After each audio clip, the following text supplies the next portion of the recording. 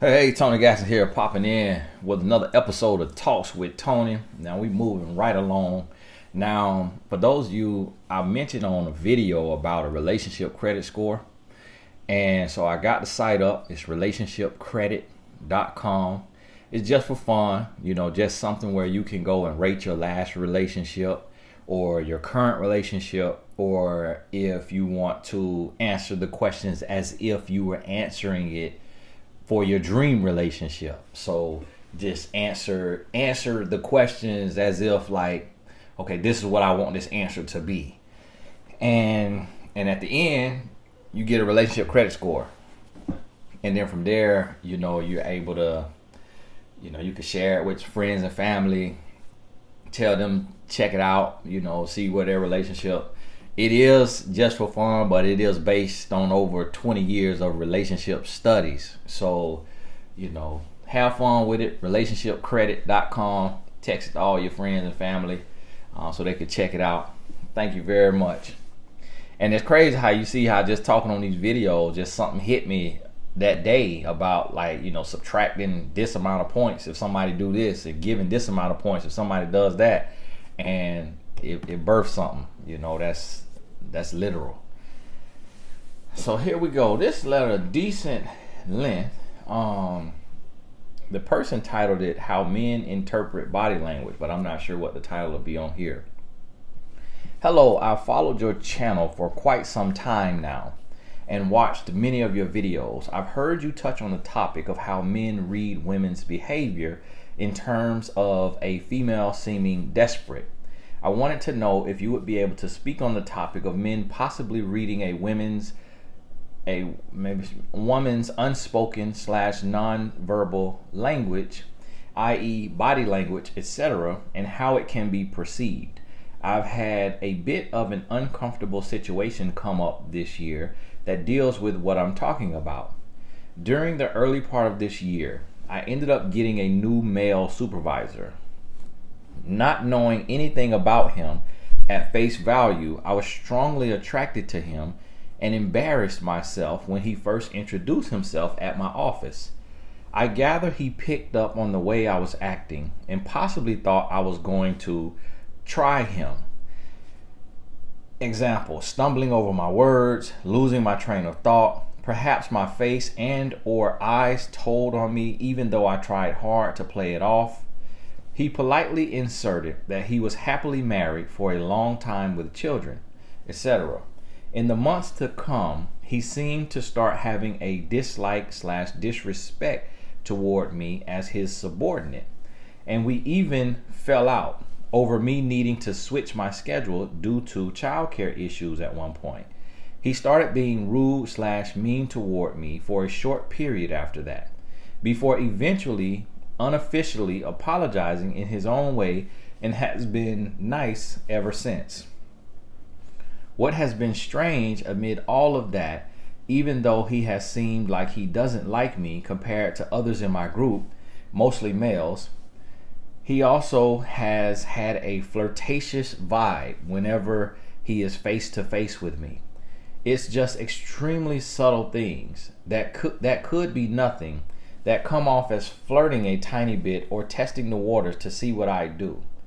I have kind of felt that even though I meant no harm in my attraction to him, never flirted, that he somehow held it against me for some reason. Things have been awkward and uncomfortable at work, and I do plan to transfer when I get the chance. I just want to try to learn from this so that I don't repeat this experience. This situation is a new one for me. What are your thoughts? Respectfully. Well, I'll tell you what my thoughts are initially is that you're reading too much into it. That's all it is. With this right here, there's no science to this. This is an individual experience. That's not going to be across the board. This is an exception to the rule. If you are flirtatious, or not flirtatious, but if you look like you're attracted to a man, he's not gonna turn around and just insert he has a wife and kids, nor is he going to be rude and mean to you for no apparent reason. So this is, you bumped into a man who he just a one-off, this a one-off guy. The average everyday man, he's not gonna do that. A whole healthy man is not gonna do that. This man here, he got little issues. This man could be married with kids and could like men.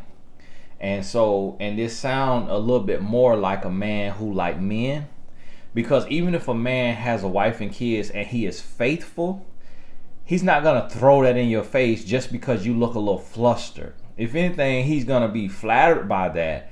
If he's a faithful man, he's not going to play into that. He's not gonna say, "Oh, you look a little, a little flustered. Like everything okay? I mean, I know this right here." He's not gonna play into that. He's just gonna act like he doesn't notice it because it's socially awkward.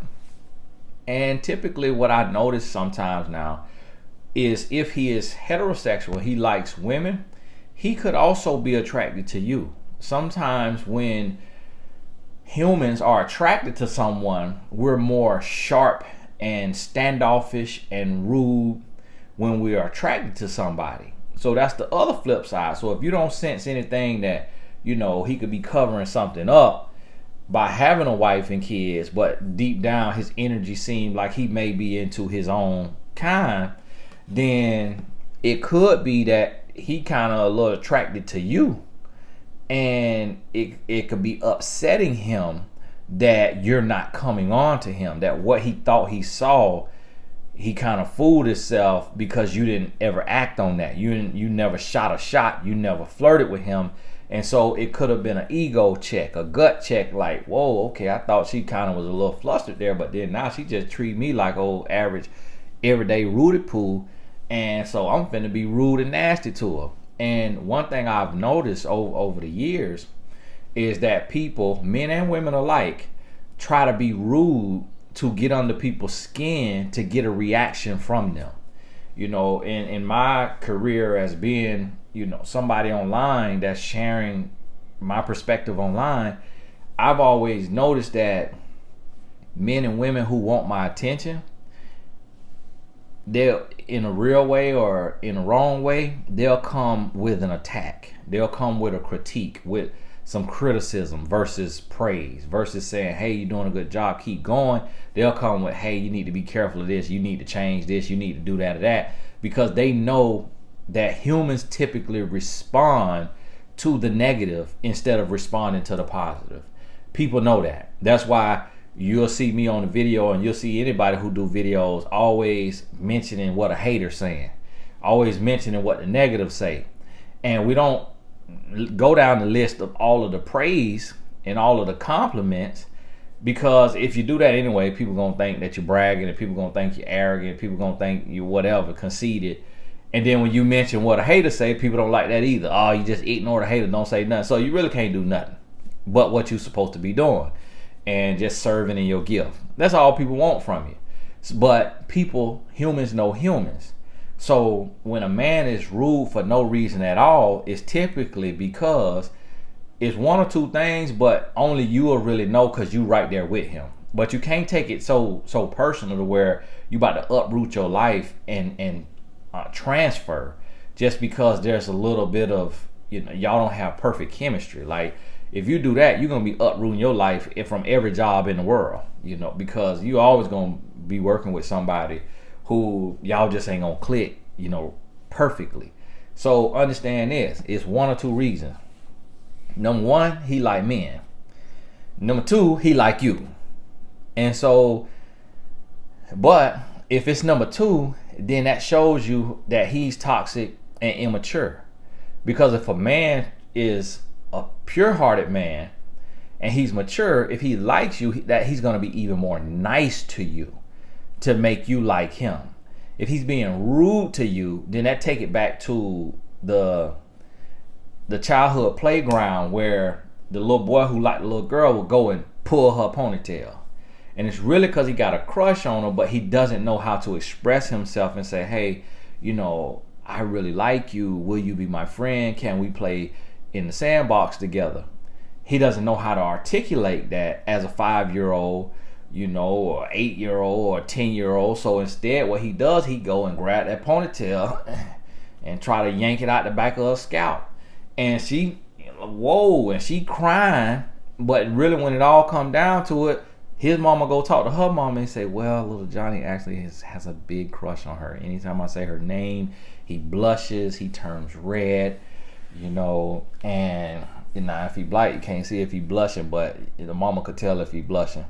And so then the other mama like, whoa, well, you know what? I understand that, I get it, but you just need to tell him do not be pulling her hair, because that is unacceptable. So if he likes her, he needs to be nice to her, and you gonna work it out. But as adults, mama ain't coming in to intervene and coming to the job to say, hey, my son is being rude to you because he got a crush on you, and you're a little butt hurt that you're not flirting with him and that you're not shooting your shot like some thirsty women do, because he is your superior on the job. And so because you're not kissing his butt and you're not sucking up to him, it's hurting his ego and he lashing out on you. Nor is mama coming to the job and saying, hey, he act like this when he get a little flustered because ever since the age of such and such, he been a little confused about which side of the plate he want to bat on. And so when he feels like a woman likes him, he tried to be rude to her because he feel like it's going to expose him if she comes on to him and he turn her down. But he really turning you down because he actually more into men than he is into women. And it's more so that he into men than it is that he's a faithful man. Because if he was just a heterosexual faithful man, that's no reason to be rude and nasty to you for no reason. He could just be cordial with you, and if you shoot your shot, he then could let you know, I'm married. Point blank period, with no extra energy to it. And so that's what you got to understand on a situation like this right here. And now the truth is, men do read women. Women read men as well. Now, what you have to think about, you got to think about the mindset. And I don't know if this is true or not, or if we just put into roles. Like, I don't know if a woman would be a better warrior than a man. I don't know.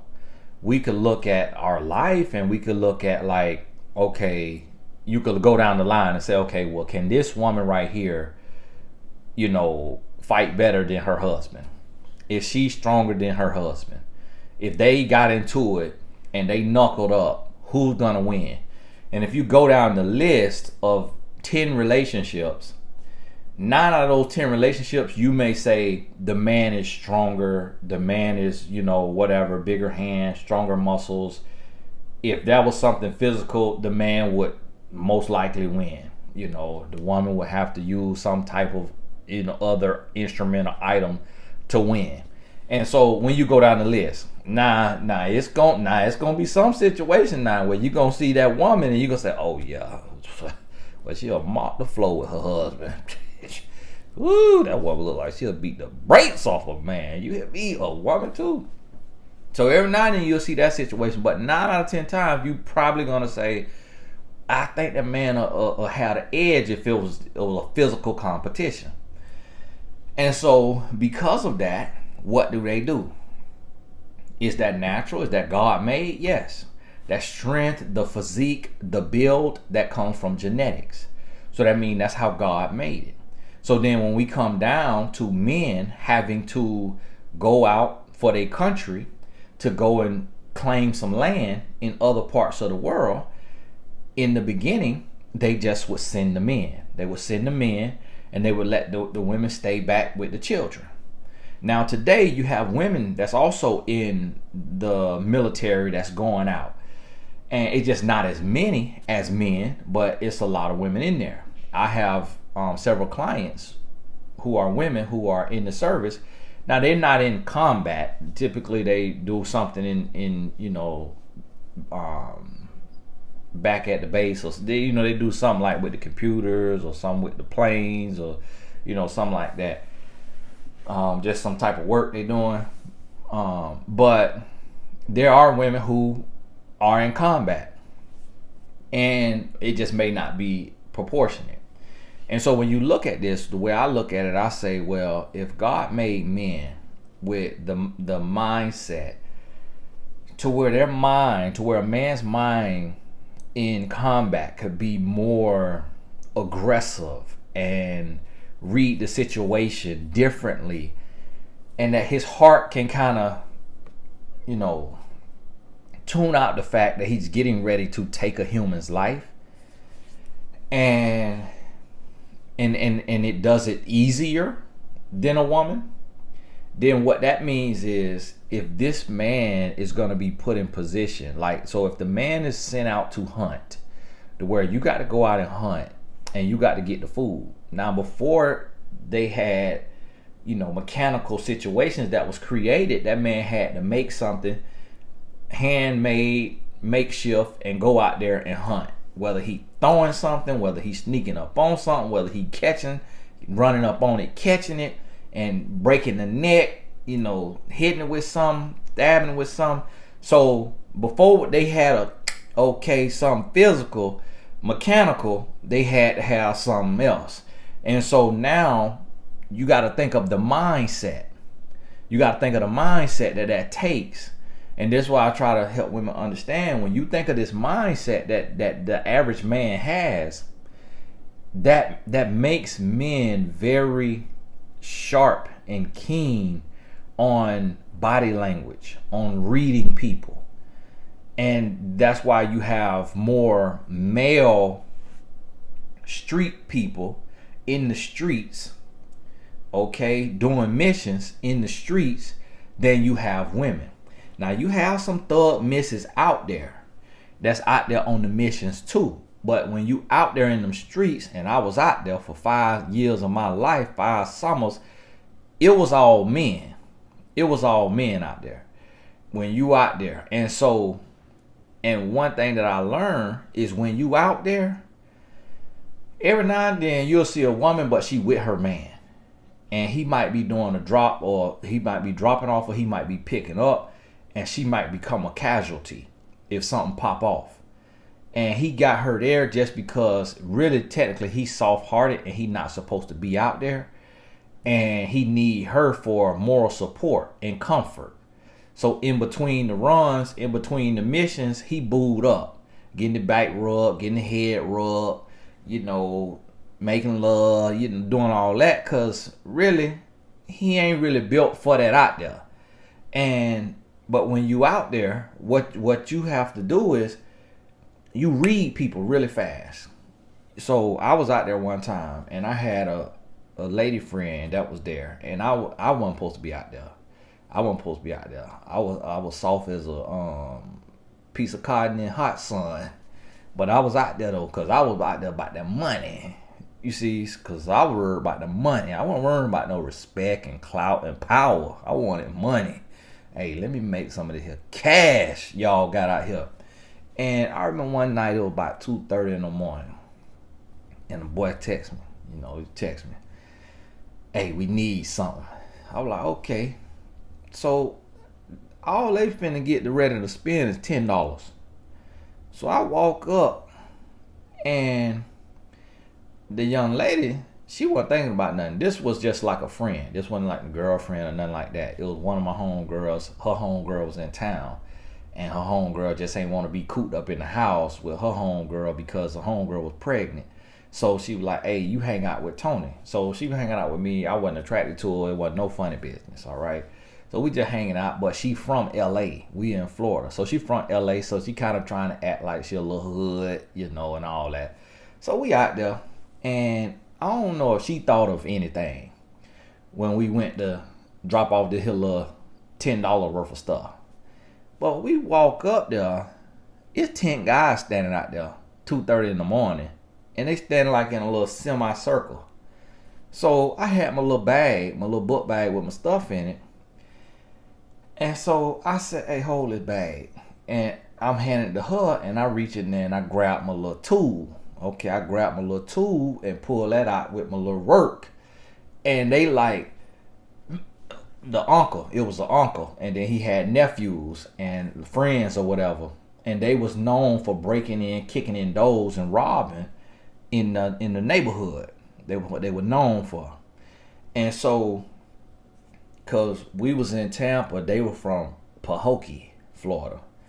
And so, and in Immokalee, Florida. And so they were known for that, robbing. And so I'm like, okay, y'all spending $10 and it's 10 of y'all. So I pulled that tool because I knew something was getting ready to go down. Because it don't take 10 of y'all, 2:30 in the morning, pitch black dark, to spend $10. Y'all finna try to jump me, finna try to rob me, and you got your visitors up here. So the guy who texted me, I knew who he was, but the people that I was dealing with, I ain't see him. So I'm like, this clown trying to set me up. So when I pull that old tool, the uncle, he probably in his 30s, early 40s at the time. Man, what you doing? You know you ain't supposed to pull that if you ain't gonna use it. I say, who said I ain't gonna use it? Oh, you finna shoot somebody? You finna shoot me? I said, I ain't say that. I said, I just got to be ready. Oh man, we ain't finna do nothing to you. We ain't finna do. I said, it's 10 of y'all out here to spend $10. So how you think that look? Oh man, we ain't finna do nothing. We ain't finna do nothing. I know you ain't finna do nothing now. And so you have to read. You got to be able to read a situation to where if you just naive to it, you just up there just, oh hey, yeah, how you doing? Oh, here you go. That they know somebody went upside your head. So that's the thing. And I done seen it happen.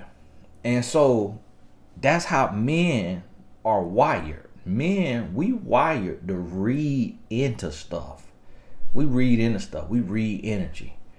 And when me and my wife were young, and I used to catch her in lies, I catch her in lies just because I could see her chest will do this. Her chest will come out just a little further than normal. And I, why you breathing? Why you breathing hard? Your heart beating fast. And she wouldn't know that she's showing no sign. And it'll be a little white lie. It ain't about nothing. Lie ain't about nothing, you know. But she just was being she a perfectionist, so she wanted to be perfect, never want to make a mistake, you know, never want to do nothing wrong. And that's how she was raised. That's how her parents made her be. And so she come in a relationship like that. And I had to check her and say, listen, you got to be transparent. You got to be open and honest about whatever decision you done made, whatever you need to do. You got to be open and honest. And we won. So if your friend need to borrow some money and we won, you got to come to me and say, hey, can I loan this money to my friend? And I say, if the answer is no, then the answer is no, because we won. Just and vice versa. If I need to loan something, if somebody asks me for something and I'm finna take money out my household, I got to come ask you. And if you don't agree with it, then I'm not doing it. And so point blank period. And so we had to have that connection, but she couldn't realize, she didn't understand how anytime something was off, I could immediately pick it up when she thought she wasn't sending no signs. And that's how men are. And so what I've noticed too now, this is what I noticed. Pure-hearted women, they don't bring any negative energy. Like pure-hearted women that I interact with that online, a pure-hearted woman, she peaceful, she herself. But a woman who may be secretly attracted to me, those women are try to be rude, try to be nasty, try to be short. Like you could be placing an order at the restaurant, and if the woman is attracted to you, she just short and nasty for no reason. When I say short, I ain't talking about height. I'm talking about just, yeah, no, yeah, no. And now it could be a woman who is attractive, and this woman who acting like this may not be attractive, or she may be attractive, but it go the same way because her heart feeling something. But instead of her just being pure, it's almost like she trying to mask it, not realizing that if you actually would just be cool, calm, and collected, nobody wouldn't even assume anything. And that's what I had to learn too, but with my wife. Like when we be around my homeboys, you know, I had to be okay with her being talkative, because where we come from, a woman really don't talk to another man, like your friend, your family. Like she don't make no eye contact, she don't do no talking. we come from old school to where stuff was controlling in relationships, where women ain't had no voice. So as I grew and I matured, I had to realize, like, okay, if my wife all up in the conversation and she doing all this talking and keying, but I'm standing right here, I know she not crazy enough to be flirting right in front of me. So if she talking and having a conversation and she in the conversation with us, then her heart must be pure. Now, if she was to be sitting there looking all, and I know this guy get a lot of women and that he do a lot of sleeping around and that women think he attractive and she just sitting quiet as a church mouse, now that's gonna tell me, okay, all right, okay, so what you feeling over there?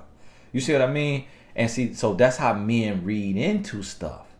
Now here's the thing. Men could read into something and be all the way wrong. But the power is in you knowing that you're being read. And so then, and all you have to do in this is just put the shoe on the other foot. And so now see, with me, with my past and where I come from, I stay out the way. Like, I don't do no talking and keying with my wife friends. I stay out the way. If they come up and they talk to me and they laughing and they just talking or whatever, I talk to them and answer their questions and all that. But I don't try to be all overly conversational, because I know what I come from. And I know how sometimes, if you used to strip, if you come from stripping, you might still have that stripper energy even when you the first lady. It might still be able to look, just could tell, like, ugh. So I know if I was a womanizer, I still could have, my energy still could say something that I don't even know it's saying. So I stay all the way out the way. Because I don't want anything to be misinterpreted. I'd rather them say, man, he is super quiet, which I am very quiet, but I'd rather them say, man, he quiet, he standoffish, he don't say nothing, or he's serious, or he about business. Like, I'd rather them say that than them to feel like, I think Cherie's husband was kind of flirting with me. I felt a little something. Like, say that in their head. I'd rather them think I don't like them. Because, see, it's different coming from a woman than coming from a man, because the man is the pursuer. The man is the one who does the pursuing. So a man energy being all extra talkative and all of that, that's come off different than a woman energy being talkative and cordial and friendly, because of who pursues and who doesn't. And so you have to think about this and just understand this is how energy is being read. So when you talk to a man, you should talk to him like you talking to your dad. So, or an uncle, or like a business person. Like if you talking, you should talk to him like if you talking to me. I'm married, and I don't want you, and you don't want me, and I'm taken. So your energy going to be, it could be fun and you could be friendly or whatever, laughing or cordial, but your energy is pure. You're not trying to. So some women, hey Tony, how you doing? Hey, I love that message right there that you did. Hey, congratulations. Hey, high five. Hey, keep doing what you're doing. That's one type of energy that's very friendly, but it feels pure. This other type of energy, if a woman is like,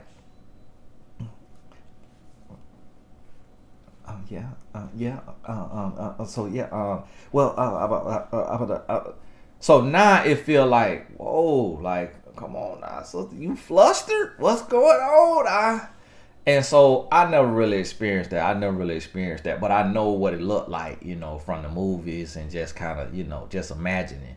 But that only gonna happen to a man that's over 6 foot and he just built like a Greek sculpture.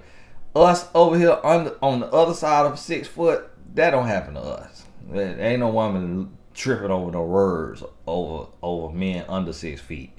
So, I'm 5'10", and no woman tripping over her words. So you got to understand. So I know in my mind what you kind of describing, but I ain't never experienced that.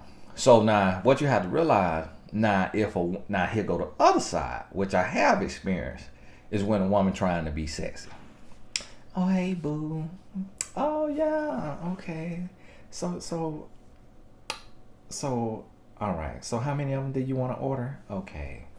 And what you want, a cheeseburger? Okay, hon. All right. Okay. All right. And I remember a lady, she came, which if she watched the video, she would be like, dang, man, I shouldn't did that.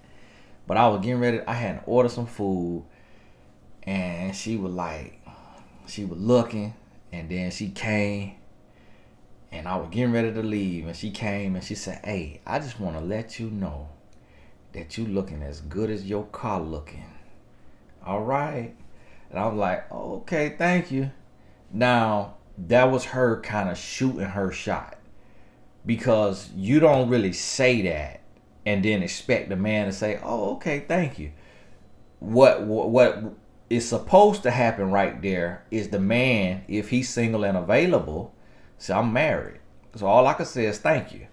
I'm not finna try to reprimand her and say, listen, man, don't come out here shooting that shot. That is so nasty and tacky, man. Do not ever do that again in your life. I ain't finna make her feel stupid like that. I ain't finna do that to her.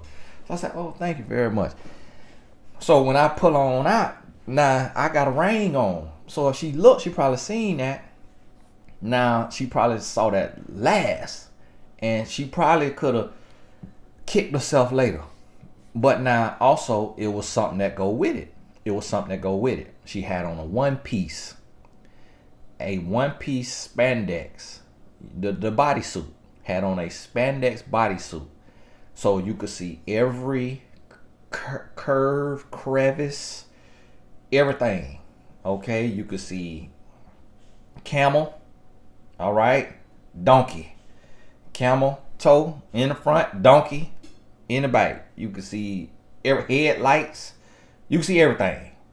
And so now when you see that kind of outfit, right? You see this kind of outfit, it's very seducing, it's very revealing. So if you have on that kind of outfit and then you come and shoot your shot, if women shooting their shot was common, then it would not be shocking. If it was just the way of the world, if it was customary for a woman to pursue the man, it wouldn't be shocking. That's not customary. Yes, some women do it, but it's not the norm and it's not customary. It's not what's taught. Nobody raised their daughter and say, hey, you go and you pursue every man that you want. You want to hop on that pole? Little girl, listen, you go tell him, hey, put it on me. Nobody does that to their daughters. Some people do that to their sons now. Hey, you want to go get him, man? Hey, go holler at him, man. Hey, go get you some, man. Hey, come on now.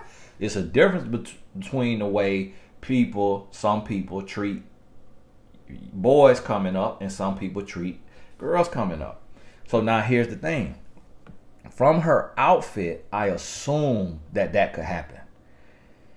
So, because this was a Caucasian woman. So you got a Caucasian woman. She got on a bodysuit. She working in the hood. She got colored hair. Her hair got color to it. She got tattoos all down. So what it said to me, what I read is, this is a woman who was raised around, blacks and Hispanics. And so she's tried to adopt the lingo, not realizing that the accent comes from either it being the second language or a lack of education. Not realizing that certain people will try to talk like a certain culture, thinking that, oh, that's just how they talk. No, that's because their grandmother could not read, or their great grandmother could not read. So the grandparents were hearing the words but had never read the word. So in trying to repeat the word, they were saying strawberry instead of strawberry. They were saying amalams instead of ambulance because they had never read the word. So now the word is passed down to they mama, the person mama, and then the mama saying amalams and strawberry to the child, but nobody reading books. Now, when somebody start reading a book, they say, oh, it ain't amalams, it's ambulance. Wow. It ain't strawberry and street. It's strawberry and street. Oh my. Wow. But see, here's this young lady. She raised around this culture. So she in the same hood, in the same neighborhood. So guess what? She got a black boyfriend. She got black baby daddies. Everybody in poverty.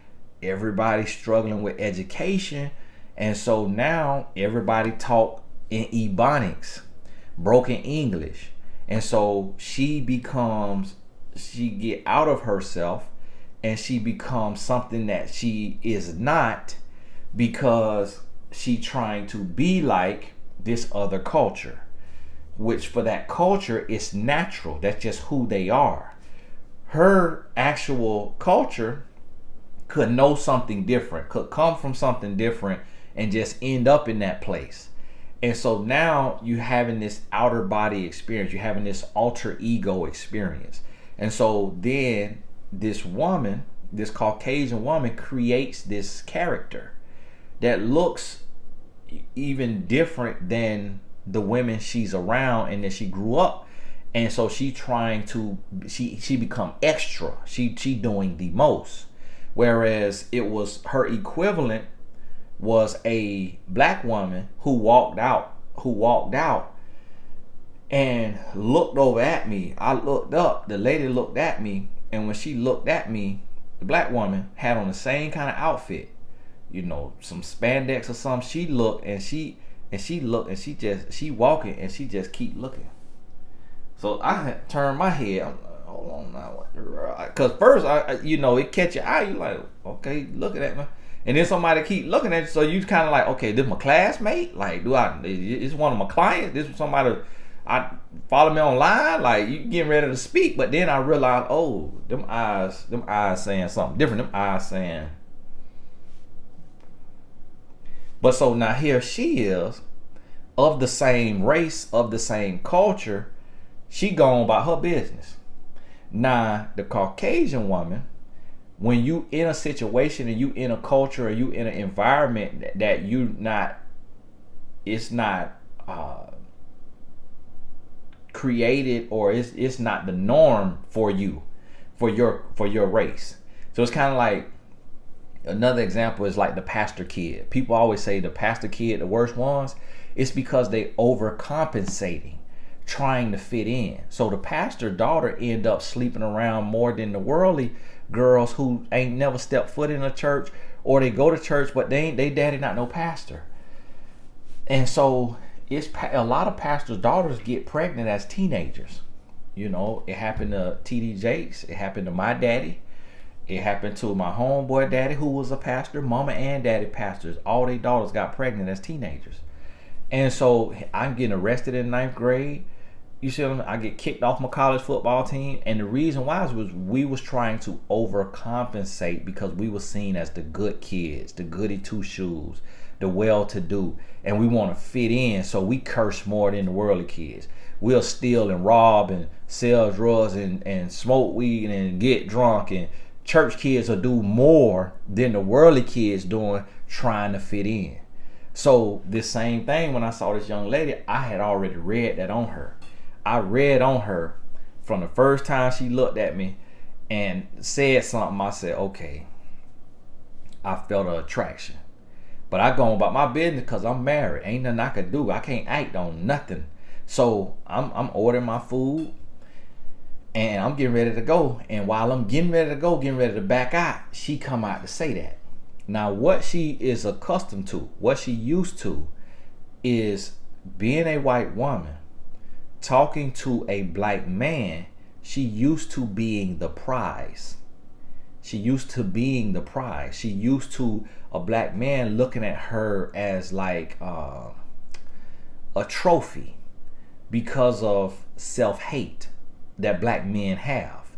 So because of self-hate that black men have, and because she being a white woman, especially in the South, in Florida, that is forbidden fruit. That was forbidden fruit. Now interracial dating is more common, but that was forbidden fruit. So she is accustomed to And I guarantee you probably 9 out of 10 men, black, because she attracted to black men, because that's what she come around, that's what she, around and grew up around and what have you. So she attracted to black men. Probably think white men are corny or lame, not as tough, less confident. That's what I've heard from white women who attracted to black men. They say, I attract to the confidence. I love the fact that they're not afraid to say what they think, and they just tell you what they want, and they tell you how they feel. Whereas white boys, white men more passive and more this and that. This is what I've been told. And the white women that's into black men, they say, look, I just always been into black men. And then when we dig a little deeper, it come down to it to where you ain't just always been into black men. You just was not wanted by white women and by white men, and black men treated you like a prize because you red hair with freckles. White men have a more broad view of white women, so they see blonde hair, blue eyes. You red hair with freckles, they comparing you to blonde hair, blue eyes, so you was ostracized by white men, but black men treated you like a prize because to a black man you was a taste of the rainbow. To a black man you was the forbidden fruit. You was the vacation. You was the experience. You was the extravaganza. And so black men came and wanted to drink your dirty bath water. And so you say you always been attracted to black men. No, you just like who like you. And it's just been that way since you was little. Or the white woman may have a caboose on her. She may have this is another thing I noticed. She may have a caboose on her. Booty, okay? And most white men do not like a big booty. They do not like a big booty. They like their woman long bike with a little paper cut. If you got a little bit of hump, okay, they could deal with that. But most white men, I remember I had I heard a white guy say in school, man, she got the whole ghetto in her booty. Man, she had the whole ghetto in her booty. I was like, okay, all right. And so a lot of times white women, if they had a booty on them, that was attractive. Booty was attractive to black men, men of color, Hispanic men.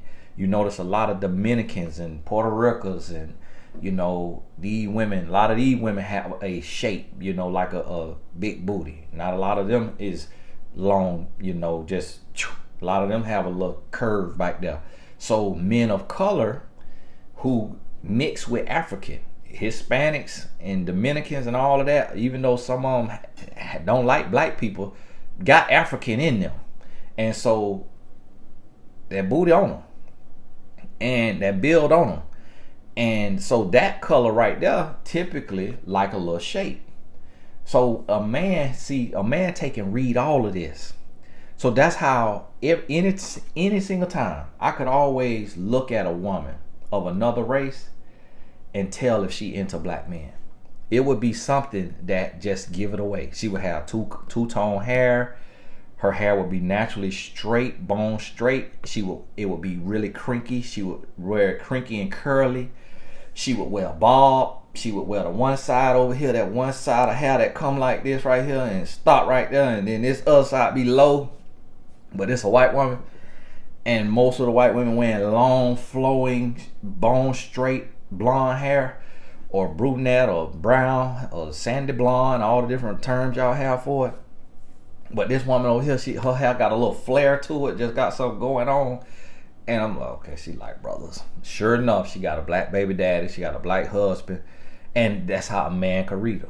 Same thing with a black woman. If you see a black woman, you could see certain black women to where she talk very proper, and she talked very proper because her mom made her read, and her mom may have a degree or may have an education, and her mom put her in private school, or her mom had her in public school but had her reading books.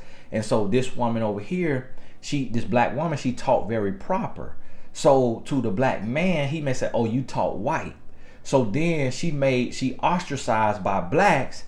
And then to the white man, he said, oh, you talk like me, but you are black. So black of the berry, sweet of the juice.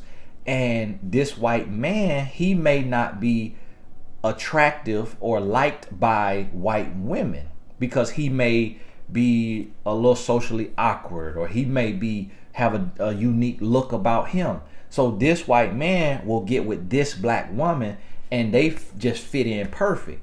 And the reason being is because neither one of them fit in. Neither one of them fit in perfectly with their race. The same thing when you see an Asian woman with a black man, or a Hispanic woman with a black man, or a Hispanic man with a black woman. You know, a lot of times it's because of where a person grew up, or it's because of how they were treated by their own, or just what they're accustomed to. So as men go through, men reading people. So I'll typically, if I see a black woman with a white man, 8 out of 10 of them are the same woman, and then 2 out of 10 will be a different woman, or it may be just a traditional situation, and she just has a man of another race. And when I say of another race, I'm just saying white. It could be an Indian man, it could be a Hispanic man. It's something like if I see a white man with a black woman, a lot of times it's 2 types of white men. One is like he talk with slang, and his energy feel like a black man from the inner city, or from the hood. It's that type of white guy. The other type of white guy is typically like the socially awkward type of white guy. He like socially awkward, or he just didn't really fit in all the way with the white guys. He wasn't like the jock, star quarterback, looked like he wasn't the Abercrombie and Fitch, Hollister, American Eagle model. He was the kind of more, little different, a little unique in his own way. So you see the guy like a prime example, Travis Kelce, play for the Kansas City Chiefs. He has a black fiance or girlfriend, but when you look at him and you hear him talk, he wear diamonds. He talk, his voice got a little twang to it, like he come up in a different area or was always around, men of color. And so he got a black woman, because to the white women, it's probably a lot of white women that would be with him, but because of who he was around and who he grew up around, if it's a white guy, he around all black guys playing sports, and they like, oh, this chick right here bad, this chick right here bad, and they talking about women of color, he looking at them too. And so now you start to like women of color because all your boys are of color and they into women of color. And so you like, oh, okay, wow, yeah, hey, it is beautiful. Okay, boom, I'm into that too. And this stuff that we don't talk about, but this is real. And everybody kind of knows it. Now the issue is when you fall into it. When you fall into the category of the person who maybe did not really fit in with your race, like if your race kind of called you names or seen you as different, that's when it's hard to accept that some of these judgments, some of these perceptions are actually reality, because we don't want to believe that. Like, that is not true.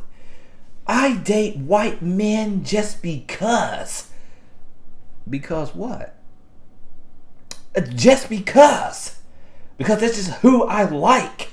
That has nothing to do with me being ostracized and being talked about by black men. How dare you say that? I'm unsubscribing. This is the misogyny that I cannot deal with. And the same thing with white women. When I wrote my first book, What Daddy Never Told a Little Girl, there was a chapter in there that said, why do some black men date white women? And when I tell you, them Caucasian sisters was mad with me. I just was explaining to them from the South, from Florida, why it happened. They did not want to believe that. They did not want to believe that there could have been any ulterior motives of why they had a black man. They wanted to believe that it was pure and true and organic love that just happened out of nowhere. They didn't want to believe that there was a stereotype in the black community about white women, and that black men had rumors about white women. They didn't want to believe what was being said about white women. They didn't want to believe that. They wanted to believe that it was just a pure love connection and that nothing else played into it. And although that may be the case, some of the time it was not the majority. So a lot of black men, they were going to other races because the other race does not fully understand them. So when he is a mystery to her, it keeps her on her toes because he's a mystery and she's trying to figure him out. So she can't tell when he's really mad, when he's really serious, when he's really happy. She can't really read him because she grew up with white brothers, white uncles, white dad, white cousins from different cultures and different experiences in America. And so when she get with this black man, she don't really know. So if he catch a little attitude, because black men has been painted as bestiality and as aggressive, his attitude may scare her. And she, okay, Jamal, I'm sorry. Jamal, I'm so sorry. Okay, I'll never do it again. And I experienced that as a black man when I dated white women, that they was afraid. But as a black man, when you date a black woman, she grew up with you. Her uncle is you. Her brother is you. Her daddy is you. So when you get your attitude with a black woman, 9 out of 10 times, she ready to square up with you. What? All right, what then? What then? What you think this is? I call my brother on you. What? And she's right there with you. And you like, and some black women, you ain't finna whoop me. And you're like, whoa. I remember my cousin got in a fight. You know, of course he black. Well, you could have a white cousin, but he's a black guy. He got in a fight with a black girl. And when I tell you, that fight looked like a tie, I was like, and my cousin's strong. He's strong. Like, I couldn't whoop him. So that let me know, had I fought her name was Jessica. Had I fought Jessica, this is a sister now, a black girl, I would have took an L. Because I know I could whoop my cousin. My cousin was way stronger than me and just better hands than me. Jessica got with him. I was like, whoa. Ooh. Now, if that was Rebecca,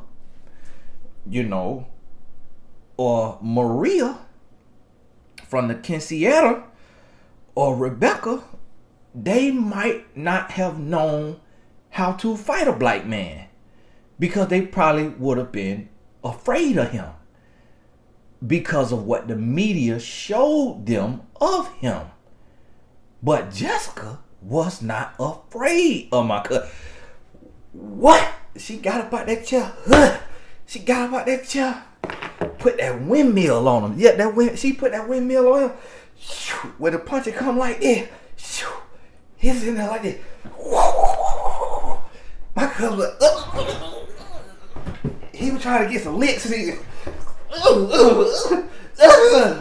I'm hearing little noises. I'm like, and I'm sitting right there now. Oh man, you ain't supposed to be hitting no women, man. Hey, you ain't supposed to hit no woman, man. Hey, come on now, cuz you ain't supposed to hit no woman, man. I wasn't finna get in there. Cause she would have whooped both of us.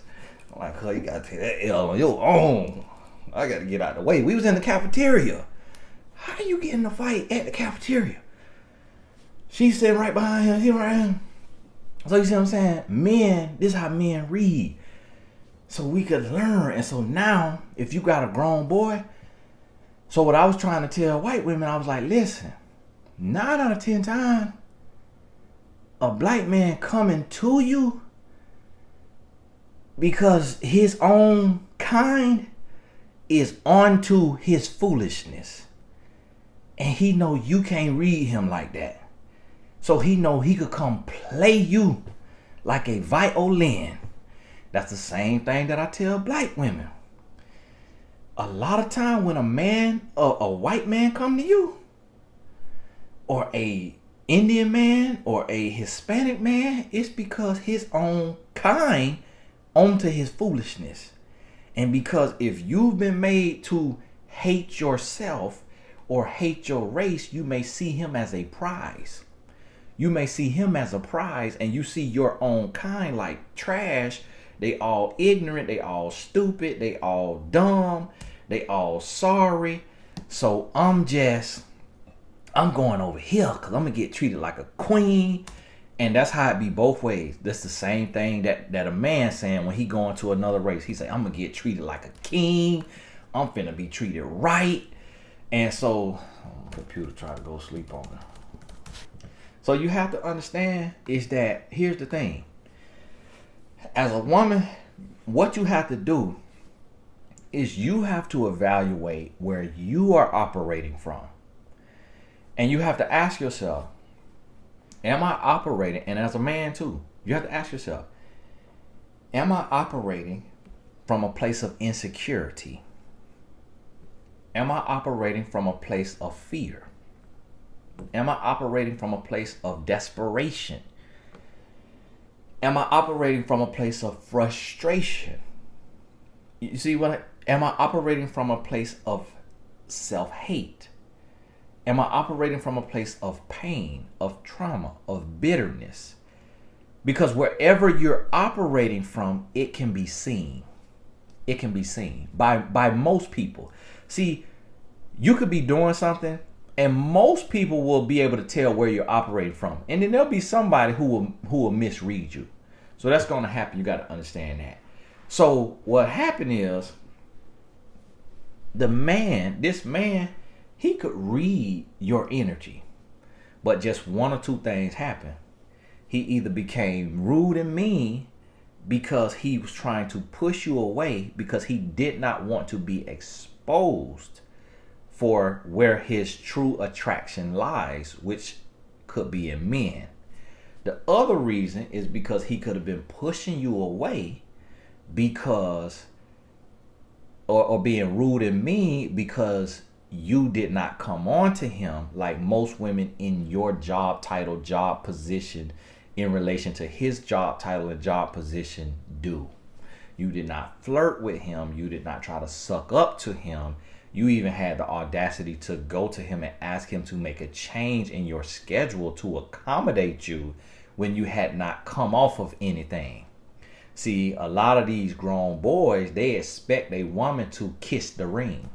They expect a woman to come and flirt, show a little cleavage, do a little some strange, and then, yes, I was wondering, can my schedule be changed? And he done got that wham bam, thank you, ma'am. Oh yeah, sure, we'll change that schedule. But here you come, oh yes, can you change my schedule? And he ain't got no energy from you. He ain't got no flirtation. He ain't got no sucking up, and that could anger him. And then he caught himself and realized how stupid he looked. He realized that I'm being rude and nasty to a woman for no reason. So then because you ain't come on to him, now he started to feel inadequate. So now he's starting to try to flirt with you. Now he kind of apologizing in his own way, like you say, and then he kind of trying to flirt with you because now he just feeling all the way worthless. And then you still ignoring his little flirtation and you going about your business. So that make you a man worst nightmare. You the one that cracked the code. You the one that got all the power. So now you ain't got to run. You ain't got to transfer. If he ain't touching on you or doing that like that right there, or he not blatantly, you said it kind of feel like he might be. You said it's a flirtatious vibe. Now, if you feel all the way violated or something like that, then yeah, go ahead, boom, report that, leave. But if it's something where it just kind of feel kiddie, you actually got the power. Well, he finna be eating out your hand doing what you want to do because you're not letting him take control. You're not sucking up to him. You ain't kissing his behind. You ain't flirting with him. You let him know like, okay, you a man, you handsome, whatever, but okay, they don't do nothing over here, playboy. What's up? Change my schedule. All right, thank you. You see what I'm saying? When you have that kind of energy, the way a man can't really read you all the way, that's when you have that real power. So understand that. And I know this went all over the place, but just get this in your spirit. God bless you. We'll talk soon.